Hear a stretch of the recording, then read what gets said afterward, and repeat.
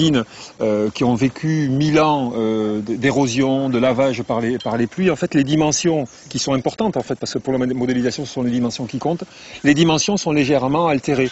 Et on ne sait jamais si quel est le degré de précision que l'on a lorsqu'on prend ces dimensions-là. Plus qu'une déception, c'est une impasse. Combien de siècles de tâtonnement faudrait-il pour résoudre ce casse-tête géant? Par chance, une partie des archives du Bas-Pouanne avait été expédiée à Paris, au siège de l'école française d'Extrême-Orient. Les photographies prises par Comaille ont ainsi échappé à la fureur des Khmers rouges. Pour Pascal Royer, c'est un nouveau départ. En fait, ces photos ont eu une importance très grande dans la mesure où, en fait, ils nous donnent des états du monument pour des structures pour lesquelles on a perdu le modèle. Et c'est très intéressant, ça ne nous donne pas des dimensions, mais ça nous donne suffisamment de détails pour comptabiliser le nombre de blocs que l'on doit rechercher, quelles sont les limites de la restauration que l'on doit atteindre, parce qu'en fait, on a les limites qui sont données par ce qui existait avant le démontage, et ceci pour toutes les structures, les goupuras, les tours d'angle, les galeries et les sous-bassements.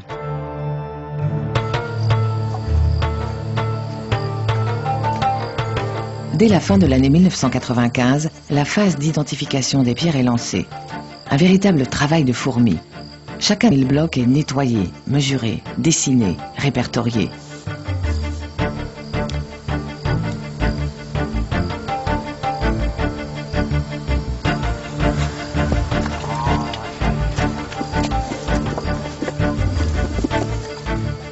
Dans un second temps, on commence à assembler le puzzle.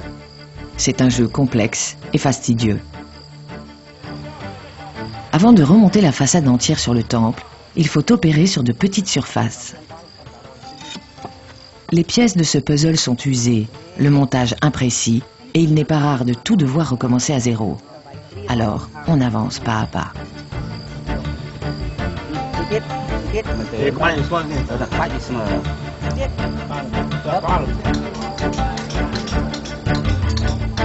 Au même moment, sur le site, on construit des murs en béton contre lesquels pourront s'adosser les façades de grès.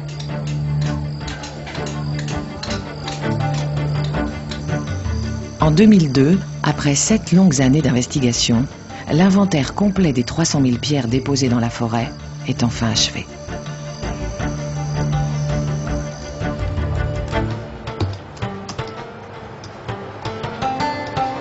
À partir de l'état des connaissances du champ de pierre que l'on avait à ce moment-là, on pouvait commencer à révéler des images graphiques en 3D qui nous donnaient une idée de ce qu'allait être le temple restauré. Ce sans quoi, jusque-là, on a presque travaillé, je dirais, à l'aveugle, en assemblant par petits bouts le monument, mais sans avoir une connaissance complète de toute sa morphologie. Problème, le puzzle est incomplet. Il manque notamment les pierres du sanctuaire central.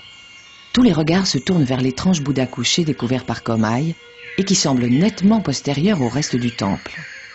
Donc ce qu'on voit, c'est en fait le torse, le cou, et puis le menton. Et par contre, après, si on pose le regard sur le visage, on voit bien que c'est le nez, les lèvres. C'est une question d'éclairage aussi. Oui, on voit l'orbite des yeux. Vous voyez le nez, et au-dessus, on voit le bombé de l'œil fermé. On le voit moins en dessous. Ah oui, on va voir la façade nord. Depuis 1993, les interventions réalisées sur le Bas-Pouanne, comme sur l'ensemble du site, se font en accord avec les autorités cambodgiennes et un comité international de coordination en collaboration avec l'UNESCO. Ces experts visitent les chantiers 2 fois par an. Mais ça serait pas scandaleux quand même de faire de la latérite derrière le Bouddha? Non, mais le principe qu'on a retenu sur les 3 autres façades, c'est justement... C'est derrière le Bouddha. C'est derrière le Bouddha. C'est là où ça... T'as pas de vision lointaine. C'est là où ça pourrait se jouer quand même. Alors, je ne sais pas si ça représente une économie, mais en termes de discours, les gens ne vont pas comprendre d'où viennent les pierres du Bouddha, puisque le monument est complet derrière. Oui, ça peut se tenir comme discours. À la demande des experts, les archéologues analysent le Bouddha. Ils constatent que ces pierres ont été taillées avec des ciseaux plats, communément utilisés au Cambodge au XVIe siècle. Alors qu'au XIe siècle, date de la construction du Bas-Pouanne, les pierres du temple le furent avec des ciseaux pointus. Le Bouddha aurait donc été construit 500 ans plus tard. Autre découverte. Pour ériger le Bouddha, les bâtisseurs ont prélevé les pierres sur le temple originel, notamment à son sommet, sur le sanctuaire dédié à Shiva. Le démantèlement du Bouddha pourrait donc permettre de reconstruire ce sanctuaire, renfermant une sculpture en forme de phallus, le fameux linga d'or.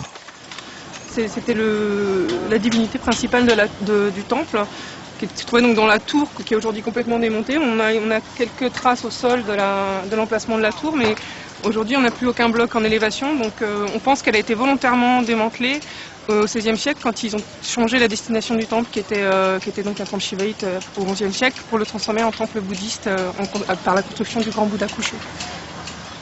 On a communément associé la construction du Bouddha à une opération peut-être iconoclaste ou sacrilège de destruction de nos monuments. Il est probable au contraire que si l'on a construit le Bouddha sur cet édifice, c'était peut-être parce qu'il était justement en grande partie en cours de ruine et que finalement c'était peut-être conçu comme une façon de le reformater, de façon à stopper ce processus de ruine et à le transformer en un autre temple.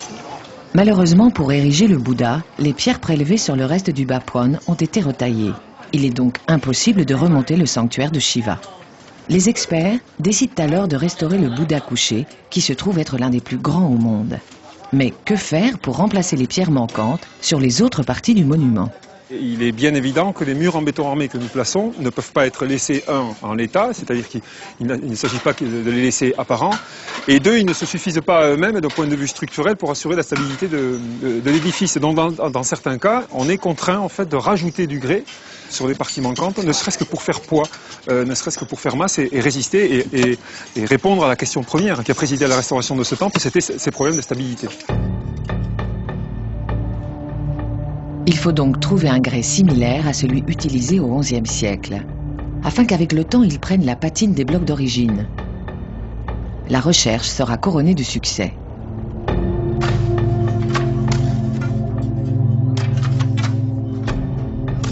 À une cinquantaine de kilomètres d'Angkor, près des monts Koulen, les archéologues retrouvent les carrières de l'époque.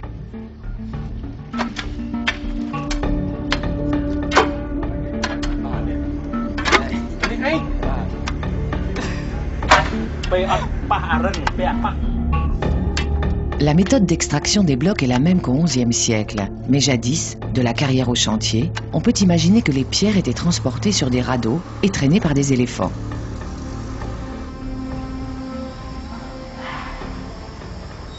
Sur le chantier, les blocs de grès sont choisis et taillés aux mesures précises de leur emplacement. Même méthode qu'autrefois, sauf qu'il y a 1000 ans, la taille se faisait à la main.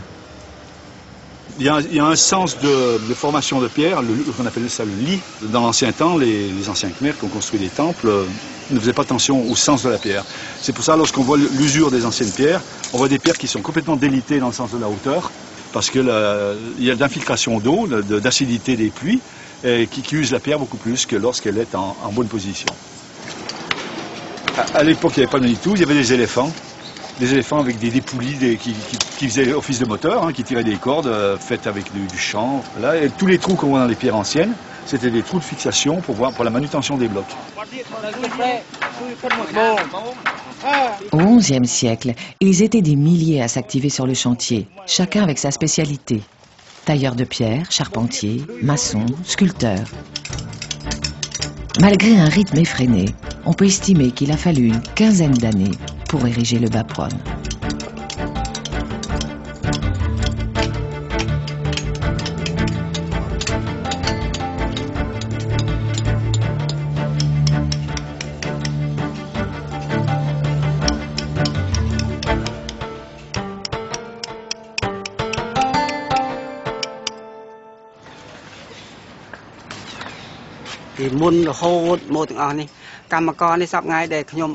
Quand j'ai commencé à travailler ici, il y avait près de 600 ouvriers, de l'entrée jusqu'au sommet du temple.